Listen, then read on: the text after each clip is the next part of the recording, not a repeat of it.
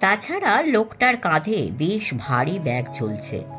টুকিটাকি ছাড়া সবাই জিনিসপত্র প্লেনেই রেখে এসেছে। অত বড় ভারী ব্যাগ লোকটি বইছেই বা কেন? Lazy known Bengali audio story চ্যানেলে আপনারা ধারাবাহিকভাবে শুনছেন শ্রীযুক্ত সমরেশ মজুমদারের অর্জুনের কাহিনী, দ্বিতীয় লাইটার। আজ শুনবেন এর দ্বিতীয় পর্ব। ওরা কি কথা বলছে তা বোঝা এত দূর থেকে সম্ভব নয়। দু তিনজনের ইংরেজি এর মধ্যে কানে এসেছিল, যার উচ্চারণ এমন যে চেনা শব্দ অচেনা হয়ে যায়। লোক দুটো এখন পাশাপাশি হাঁটছে, নিজেদের মধ্যে কথা বলতে বলতে। দুপাশের দোকান বা জনতার দিকে আর মন দিচ্ছে না। অর্জুনের মনে হলো যদি ও লাইটার কিনতে যেত তাহলে না পেয়ে অন্য দোকানে খোঁজ করত। লাইটার ছাড়া অন্য কিছু হলেও তো এইটাই সঙ্গত ছিল, কিন্তু সে কেন ওই লোক দুটোকে অনুসরণ করছে? অর্জুন দাঁড়িয়ে পড়ল, তারপর মেজরের জন্য পিছন ফিরল। কিন্তু কি আশ্চর্য, সব দোকান যে একরকম দেখাচ্ছে। দোকানের গায়ে যে নাম লেখা তা ইংরেজিতে নয়। প্রতিটি দোকান তন্ন তন্ন করে খুঁজে সে সেই দোকান বা মেজরকে দেখতে পেল না। এমনকি বিষ্ণু সাহেব যে চেয়ারটায় বসেছিলেন সেটাও নজরে আসছে না। মাইকে কিন্তু অনবরত ঘোষণা করছে এখন কোন প্লেন ছাড়বে। যাত্রীদের সেইভাবে বিভিন্ন এয়ারলাইন্সের কাউন্টারের দিকে এগোতে নির্দেশ দেওয়া হচ্ছে। আচমকা অর্জুনের শরীরে যেন বরফের স্পর্শ লাগলো। তার পাসপোর্ট টিকিট বিষ্ণু সাহেবের কাছে রাখা। যদি ওরা তাকে না পেয়ে প্লেনে উঠে পড়ে তাহলে সে কি করবে? ঠিক তখনই নজরে পড়ল বিষ্ণু সাহেব টয়লেট থেকে বেরিয়ে আসছেন। প্রাণ ফিরে পাওয়ার মতো আনন্দে ছুটে গেল কাছে। মেজর কোথায়? তোমরা তো একসঙ্গে গেলে কেন? সে হারিয়ে গেছে নাকি? না, আমরা একটু আলাদা হয়ে পড়েছিলাম, তারপর আর খুঁজে পাচ্ছি না। কোথায় আর যাবে? যে মরুভূমিতে খ্যাঁক শিয়াল খুঁজে সে ঠিক আমাদের খুঁজে বের করবে। ঠিক আছে, এদের টয়লেটে গেছো? মাথা ঘুরে যায়, কি আধুনিক কায়দা। এসো এখানে বসি। আমি তখন থেকে বিখ্যাত জার্মানদের নাম ভেবে যাচ্ছি, কিন্তু হিটলার এমন জায়গা দখল করে বসে আছেন যে হিমলার টিমলার ছাড়া আর কারো নাম মনে পড়ছে। তুমি দু একটা নাম মনে করিয়ে দাও তো। বিষ্ণু সাহেব চোখ বন্ধ করলেন। অর্জুন হাসল। বেকেন বাওয়ার, বিখ্যাত ফুটবলার, ম্যাক্স মুলার। ও হ্যাঁ হ্যাঁ হ্যাঁ।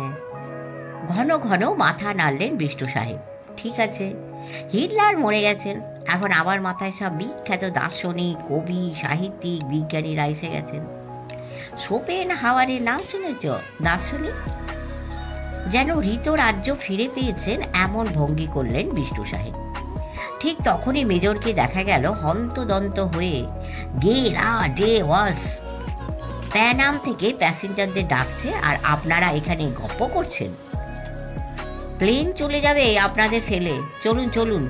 আর তুমি আমাকে না বলে তুমি চলে এলে। প্রায় দাঁড়িয়ে মেজর নিয়ে এলেন পেন অ্যাম এয়ারলাইন্সের কাউন্টারে। সেখানে তখন লাইন পড়ে গেছে। হঠাৎ বিষ্ণু সাহেব চেঁচিয়ে উঠলেন, আমার ওষুধের কৌটো! মেজর হতভম্ব হয়ে জিজ্ঞেস করলেন, কি ওষুধ? হার্টের। ডাক্তার বলেছিল সব সময় সঙ্গে রাখতে, আমি কৌটোই রেখেছিলাম। আর সঙ্গে নেই? কি ওষুধ নাম বলুন, পাশে মেডিসিন শপ, চটপট। কিন্তু কিন্তু ওই কৌটোর তলায় হীরের আংটি রেখেছি। হীরের আংটি? মেজরের দাড়িগুলো যেন ঝুলে পড়ল।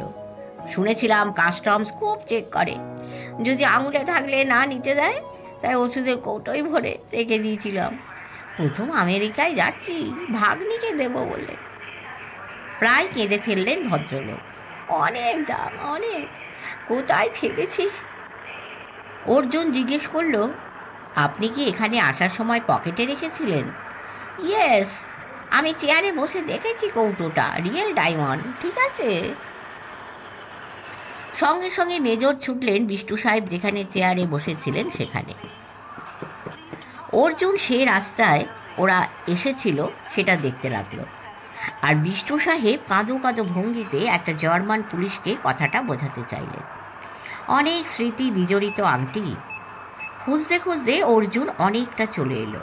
এত মানুষ হাঁটাচলা করছে, পায়ের তলায় ছোট ওষুধের কৌটো দেখলে নিশ্চয়ই কেউ পকেটে পুরবে না। কিন্তু যাবে কোথায়? বিষ্টু সাহেব পুলিশকে কি বলছেন তিনিই জানেন, কিন্তু পুলিশ যদি জিজ্ঞেস করে হীরের আংটি কেন তিনি ওভাবে লুকিয়ে নিয়ে যাচ্ছিলেন, তাহলে উত্তরটা কি বিশ্বাসযোগ্য হবে? মিনিট 10 কেটে গেল, তবু কৌটোর হদিশ পেল না অর্জুন। শেষে হতাশ হয়ে যখন ফিরছে, তখন টয়লেট সাইনটা নজরে পড়ল।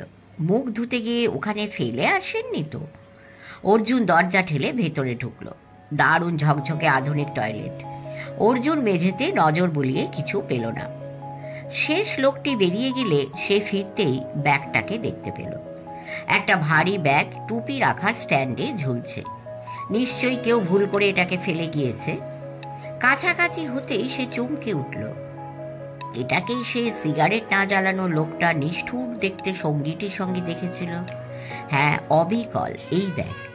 কিন্তু সেই লোকটা তো ভুলে ফেলে যাওয়ার পাত্র নয়। অর্জুন দ্রুত এগিয়ে গিয়ে ব্যাগটা তুলে নিয়ে পাশের খোলা ল্যাট্রিনের ভেতরে ঢুকে দরজা বন্ধ করে দিল। দ্রুত হাতে ব্যাগটা খুলে তেমন কিছু সন্দেহজনক জিনিস দেখতে পেল না অর্জুন। কয়েকটা ছেঁড়া মোজা, ভারী মোটা মোটা অঙ্কের বই, তোয়ালে, এইসব। অর্জুন হতাশ হয়ে দরজাটা খুলতেই চমকে উঠল। সামনে দাঁড়িয়ে আছে রোগা মতো একটা জার্মান, যার নাকের ওপর সরু ফ্রেমের স্টেনলেস স্টিলের চশমা। অর্জুন বেরিয়ে আসা মাত্র লোকটি বলল, গুটি ঠ্যাক। অর্জুনের ভেতরটা কেঁপে উঠল। সে কাঁপা গলাতে ইংরেজিতে বলল, আমি আপনার কথা বুঝতে পারছি না। লোকটি হাসল, তারপর হাত বাড়িয়ে দরজাটা ধরে ভেতরে ঢুকে গিয়ে সেটাকে বন্ধ করল। প্রচন্ড দুর্বল মনে হচ্ছিল শরীরটা। লোকটার প্রয়োজন বেড়ে গিয়েছিল এবং সব কটা ল্যাট্রিনে লোক থাকায় সে বিব্রত ছিল এটা। তারপর ঝটপট ব্যাগটাকে হ্যাট র্যাকে ঝুলিয়ে দিয়ে সে বাইরে বেরিয়ে এলো। মেজর অর্জুনকে দেখে বললেন, পাওয়া গিয়েছে, চলো, আমাদের ডাক এসে গিয়েছে। পাওয়া গিয়েছে? কি করে পাওয়া গেল? অর্জুন অনেকক্ষণ পরে খুশি হলো। ওর পকেটের ভেতরের পকেটেই ছিল। যা বাবা। অর্জুন বিষ্টু সাহেবের দিকে তাকালেন। তিনি তখন অত্যন্ত মন দিয়ে একটি কাগজ পড়ছেন। এইসব কথাবার্তা যেন ওর কানেই যাচ্ছে না। প্লেনে বসে এবার অর্জুন ঘড়ির দিকে তাকালো। যত তারা এগোচ্ছে তত পাল্লা দিয়ে ঘড়ির কাঁটা পাল্টাতে হচ্ছে। ব্যাপারটা এমন দাঁড়াবে যে ভারতবর্ষ ছাড়ার তারিখটা 22 ঘন্টা পরেও আমেরিকায় পৌঁছে একই থেকে যাবে। বিষ্টু সাহেব এখনো কাগজ পড়ছেন। বোধহয় কৌটোটা ভুল পকেটে রেখে হইচই বাঁধাবার জন্যে বেশ লজ্জিত হয়ে পড়েছে। হঠাৎ কোমরে একটা খোঁচা খেল অর্জুন। পাশে তাকাতেই দেখল বিষ্টু সাহেব খুব উত্তেজিত ভঙ্গিতে খবরের কাগজের একটা অংশের দিকে দৃষ্টি আকর্ষণ করছেন। ইংরেজি কাগজটার শেষ পাতায় বক্স করে ছাপা হয়েছে, জোনস অ্যান্ড জোনস কোম্পানি জানাচ্ছে যে তাদের চুরি যাওয়া একটি লাইটার যে খুঁজে দেবে বা হদিশ কিংবা সূত্র জানাবে তাকে $10,000 আমেরিকান পুরস্কার দেওয়া হবে। আমেরিকান এই কোম্পানিটির হারানো লাইটারটি মানব সভ্যতার ক্ষতি করতে পারে। সম্প্রতি হামবুর্গ শহরে গ্রোসে ফ্রেইহিট স্ট্রিটের দ্য ট্যাবু ক্লাবে জোনস অ্যান্ড জোনস কোম্পানির হারানো লাইটারটির একটি নকল পাওয়া গিয়েছে। প্রথম বোতামটি সক্রিয় ছিল, কিন্তু দ্বিতীয় বোতাম কার্যকর ছিল না। অনুমান করা হচ্ছে এই অঞ্চলে ওই জাল কারবারিদের আনাগোনা হচ্ছে। প্রসঙ্গত মনে করিয়ে দেওয়া যেতে পারে একজন তরুণ ভারতীয় গোয়েন্দা হারানো লাইটারের ঝুড়িটিকে ধ্বংস করেছেন। মেজর বিরক্ত হচ্ছিলেন খবরের কাগজ নিয়ে এই ধরনের উত্তেজনায়। ওদের তোমার নাম দেওয়া উচিত ছিল, আমি প্রতিবাদপত্র লিখব, ঠিক আছে?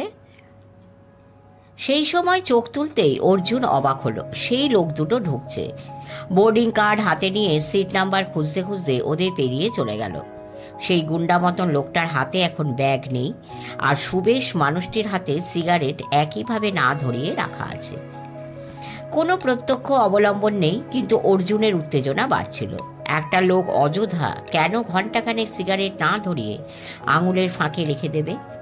সঙ্গী লোকটার ব্যাগে কেন শুধু ছেঁড়া মোজা অঙ্কের বই থাকবে এবং সেগুলোকে টয়লেটে ফেলে আসবে? নিশ্চয়ই আরও কিছু ছিল ব্যাগটায়। কি ছিল? ব্যাগটাকে ওভাবে ফেলে এলো কেন? যে জিনিস সঙ্গে ছিল তাকে ব্যাগে রাখা আর নিরাপদ ছিল না।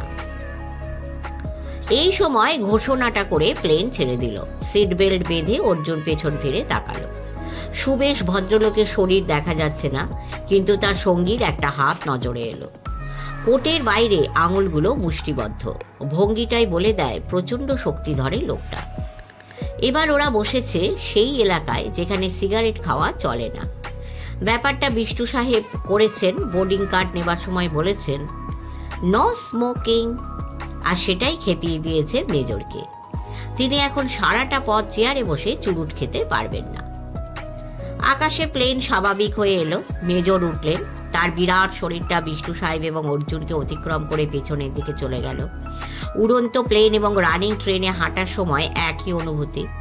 অর্জুন আরও কিছুক্ষণ অপেক্ষা করলো, তারপর সেও চেয়ার ছেড়ে উঠে পড়ল। এয়ার হোস্টেসরা খাবার দেওয়ারের ব্যবস্থা করছে। সুবেশ ভদ্রলোক চোখ বন্ধ করে বসে আছেন। ওর পাশের লোকটি অর্জুনের দিকে চলে গেল, একবার তাকালো, তারপর দৃষ্টি অন্যদিকে ফেরালো। শেষ প্রান্তে চলে এসে মেজরকে দেখতে পেল অর্জুন। এক হাতে একটা পানির গ্লাস নিয়ে চুরুট খাচ্ছেন। অর্জুনকে দেখে বললেন, অদ্ভুত, আগবাড়িয়ে নো স্মোকিং বলার কি দরকার ছিল? এখন খাও এভাবে দাঁড়িয়ে দাঁড়িয়ে। আমি নিউ ইয়র্কে পৌঁছেই কেটে পড়ছি। কোথায় যাবেন? আমার ফ্ল্যাটে, ম্যানহাটনে আমার নিজের ফ্ল্যাট আছে। উনি থাকবেন ওর বোনের বাড়িতে। এরকম লোক আমি দেখিনি। সব কিছু জেনে বসে আছেন। অসুস্থ মানুষ অসুস্থ হয়ে থাকলেই তো চলতো। সারা এয়ারপোর্ট চষেছি ওর কৌটোর জন্য, জানো। মেজর এক চুমুকে পানীয়টা শেষ করে চুরুটে টান দিলেন। অর্জুন বলল, বিষ্টু সাহেব কিন্তু ভালো মানুষ, বয়স হয়েছে বলে ভুল হয়। মেজর বললেন, হ্যাঁ, সেটা আমাকে বলতে হবে না। ভালো মানুষ না হলে আমি সঙ্গী হতাম? তুমিও তো সিগারেট খেতে এসেছো, ধরাও। আরে, আমি কিচ্ছু মনে করব না। অর্জুন দ্রুত মাথা নাড়ল। না না, আমি আপনার সঙ্গে গল্প করতে এলাম। হ্যাঁ, গুড। তুমি ছেলেটা ভালো। আমার কোনো সাহায্য প্রয়োজন হলে বলবে। আপনি তো বলেছেন আমরা দুজনেই সত্য খুঁজছি, তবে দু রকমের মাধ্যমে। এই দ্বিতীয় লাইটারটা খোঁজার ব্যাপারে আপনার সাহায্য চাই। গ্র্যান্টেড। লাইটারটা এখন কার কাছে আছে? মেজর ফিসফিস করে জিজ্ঞেস করলেন। হেসে ফেলল অর্জুন। সেটাই তো সবাই জানতে চাইছে, আমিও জানি না। ওপর থেকে মনে হচ্ছিল একেই বোধহয় বলে হীরের মালা। কেনেডি এয়ারপোর্টের আলো নিউ ইয়র্ক শহরকে রহস্যময় করে তুলেছিল। বিষ্টু সাহেব আপ্লুত হয়ে বললেন, অনবদ্য। ঠিক আছে, দারুণ দৃশ্য, তাই না? প্লেন থেকে নেমে প্রথমেই অর্জুনের মনে হলো সে আমেরিকায়। ঠান্ডা তো তেমন নেই। তারপরে খেয়াল হলো তারা প্লেনের পেট থেকে সোজা চলে এসেছে এয়ার কন্ডিশনড বিল্ডিংয়ের ভেতরে। বাইরের ঠান্ডা এখানে ঢুকবে কেন? কিন্তু এয়ারপোর্ট বিল্ডিংয়ের ভেতরে এসে মনে হচ্ছে যেন খুব বড় কোনো শহরে ঢুকে পড়েছে। এত ব্যস্ততা, কিন্তু তাড়াহুড়ো নেই, চিৎকার নেই। অর্জুন লক্ষ্য করছিল সেই দুটো লোককে। ইমিগ্রেশন এবং কাস্টমসের বাধা ডিঙিয়ে ওরা তাদের সঙ্গে বাইরে বেরিয়ে এলো। এখন সুবেশ লোকটির হাতে সিগারেট নেই। প্লেনের ক্যারিয়ারে রাখা মালপত্রের জন্য সবাই যখন অপেক্ষা করছিল, তখনই ওদের দুটো সুটকেস এসেছিল। সুবেশ লোকটা যে সুটকেসটি ধরেছিল তার ওপর লেখা আছে 1532 রাস্তা 30, ম্যানহাটন।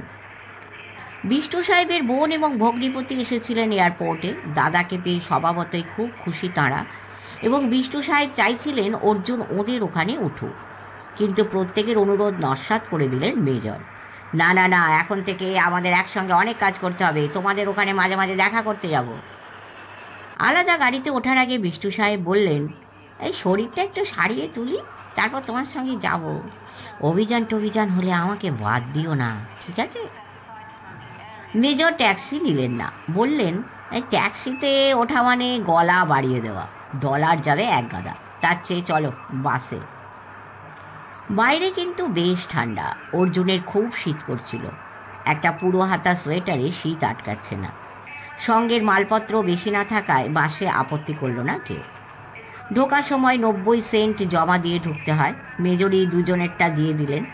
সন্ধে হয়েছে। রাত্রে নিউ ইয়র্ক দেখতে জানলার বাইরে তাকাচ্ছিল সে। মেজর বললেন, নো নো, এটা নিউ ইয়র্ক নয়, কেনেডি শহর থেকে অনেক দূরে। বাসে সাদা কালো দুই ধরনেরই মানুষ আছে। প্রত্যেকের অঙ্গে ভালো শীত বস্ত্র। হঠাৎ নিজেকে খুব গরিব গরিব বলে মনে হচ্ছিল। বাইরে তাকিয়ে অর্জুন শুধু বুঝতে পারল তারা দারুণ ঝকমকে একটা রাস্তা দিয়ে যাচ্ছে। বাস যেখানে শেষ করলো সেই জায়গাটার নাম টাইম স্কোয়ার। অর্জুনের মনে হলো যেন দেওয়ালির উৎসব হচ্ছে চারধারে। এত আলো, এত সাজগোজ যে চোখ ধাঁধিয়ে দেয়। মেজরের সঙ্গে ফুটপাত ধরে হাঁটতে খুব ভালো লাগছিল ঠান্ডা সত্ত্বেও। ম্যানহাটনে ওর ফ্ল্যাটে পৌঁছতে সময় লাগলো বেশ। তবু নিয়মটা অদ্ভুত। মোটা কাঠের দরজা ঠেলে ভেতরে ঢুকে যে ফ্ল্যাটে যেতে চাও সেই ফ্ল্যাটের নম্বরে টেলিফোন করলে তারা যাচাই করবে তুমি কে।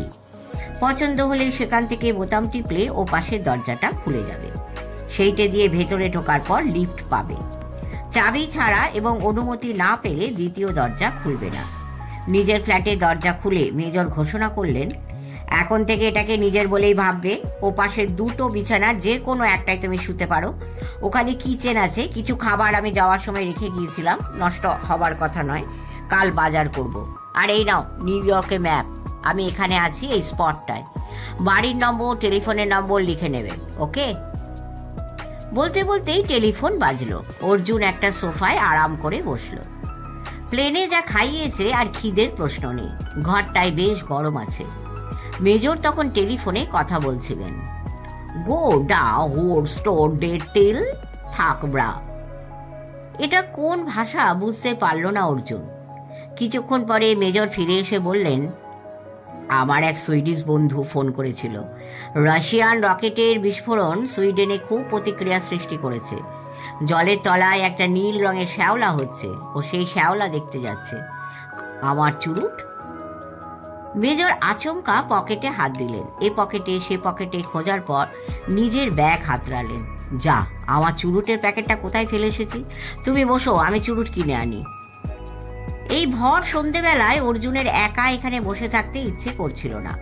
সে সঙ্গ নিতে চাইলে মেজর আপত্তি করলেন না, কিন্তু একটা চোখ ছোট করে অর্জুনকে দেখে সোজা ভেতরের ঘরে চলে গেলেন। ফিরে এলেন একটা অপেক্ষাকৃত ছোট জ্যাকেট হাতে নিয়ে। কিন্তু সেটা অর্জুনের কাছে আলখাল্লার মতো লাগছিল।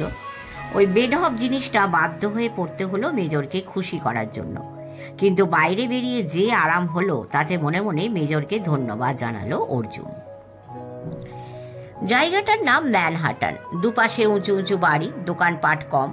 সন্ধে পার হওয়ায় লোকজনও দেখা যাচ্ছে না। অর্জুনের চট করে সুটকেসের ওপরে দেখা ঠিকানাটার কথা মনে পড়ল। সে মেজরকে জিজ্ঞেস করতে মেজর বললেন, মিনিট 10 হাঁটা। কে থাকে সেখানে? একবার সেই বাড়িটার সামনে যেতে পারি? তুমি হাঁটতে পারলে আমার আপত্তি কি? আহা, এই দোকানটা বন্ধ কেন?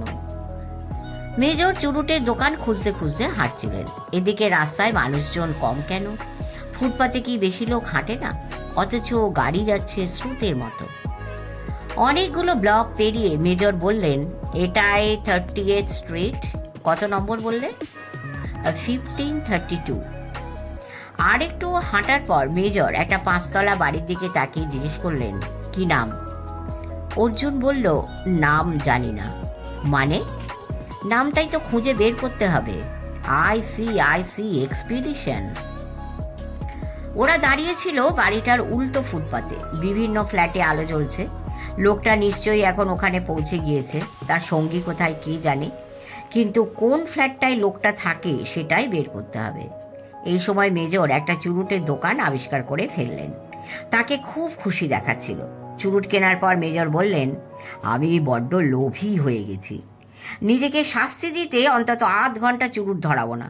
চলো ওই বাড়ির ফ্ল্যাটে ফ্ল্যাটে গিয়ে খোঁজ নিই। কি খোঁজ নেবেন? তাও তো বটে, বাড়ির নাম্বার জানো কিন্তু লোকের নাম জানো না। অথচ 10টা ফ্ল্যাট হবে এখানে। লোকটাকে চেনো তো? চিনি। তাহলে দাঁড়িয়ে থাকো, এক সময় না এক সময় বের হবেই। মেজর ও পাশে তাকালেন। সেখানে একটা দোকানের ওপর দাবার বোর্ডের সাইনবোর্ড। দারুণ, তুমি এখানে দাঁড়িয়ে লক্ষ্য করে যাও, আমি ততক্ষণে 1 হাত খেলে আসি। কি খেলবেন? দাবা। একটা গেম জিতলে $10, হারলেও তাই দিতে হবে। তবে এ শর্মা কখনো রিস্ক নেয় না, অভিযান ছাড়া। মেজরা দাঁড়ালেন না। ঠান্ডা এড়াতে অর্জুন একটা ছাউনির তলায় এসে দাঁড়ালো। এত রাতে অতটা পথ উড়ে এসে লোকটা নিশ্চয়ই বাড়ি থেকে বের হবে না। এখনো কোনো সন্দেহজনক কাজ লোকটা করেনি, কিন্তু ওর সঙ্গী করেছে।